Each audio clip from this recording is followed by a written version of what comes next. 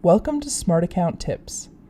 You may already know that the email address and password you provide when you're setting up your Smart account is what Smart uses to identify you every time you sign in to use Smart software. That email address and password become your Smart account credentials. They're your access pass to all the Smart software that you use now and in the future, and to all your lessons and settings. But when you create your Smart account, you don't create your account profile from scratch. Instead, you connect to an existing Google or Microsoft profile. Most of you watching are probably teachers, so in this video, we're going to walk you through how to choose the best profile to connect to your new Smart account. Some of you may also be system administrators or members of IT support at a school, and this video will help you guide teachers as they create their accounts.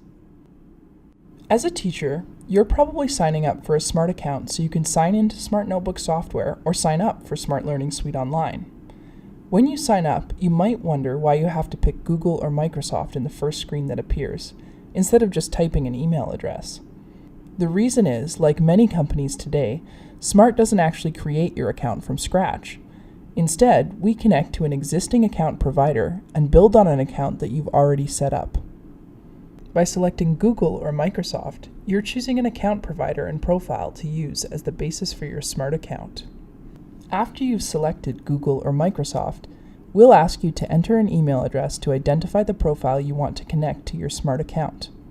If you have a number of profiles with both account providers, you might wonder which one to use. And if you work at a school, the best email for you to use is actually your professional email address. And that address probably doesn't end in Microsoft.com or Gmail.com. Instead, your address is probably in the format of myname@myschool.org. or .net or .edu, whichever extension your organization uses. It might look something like this.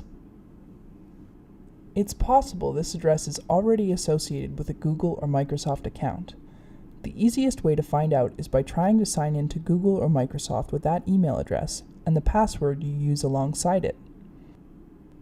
If the sign-in works, your professional email is already associated with Microsoft or Google, and you're all set.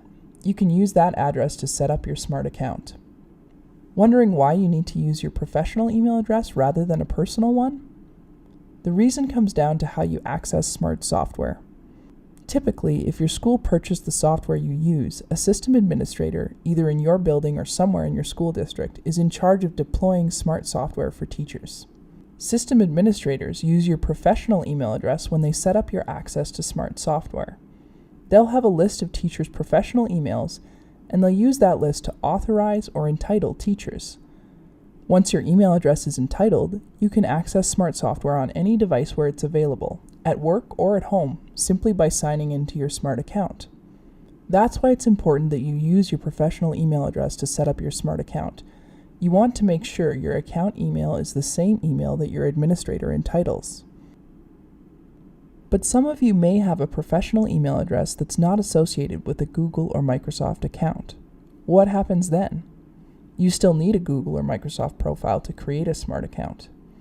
Well, fortunately, you have the option of setting up a Google account using your professional email. Just remember that choosing the current email option will not create a new Gmail inbox for you.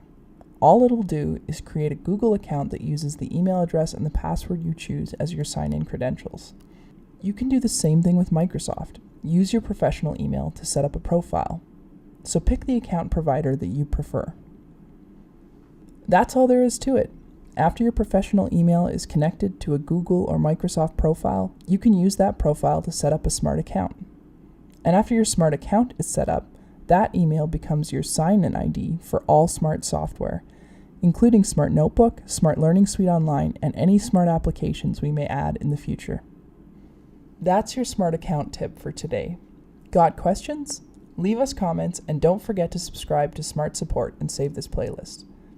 In the next video in this series, we'll show you a bit more about how your system administrator sets up your access to Smart software using a subscription management platform called the Smart Software Portal.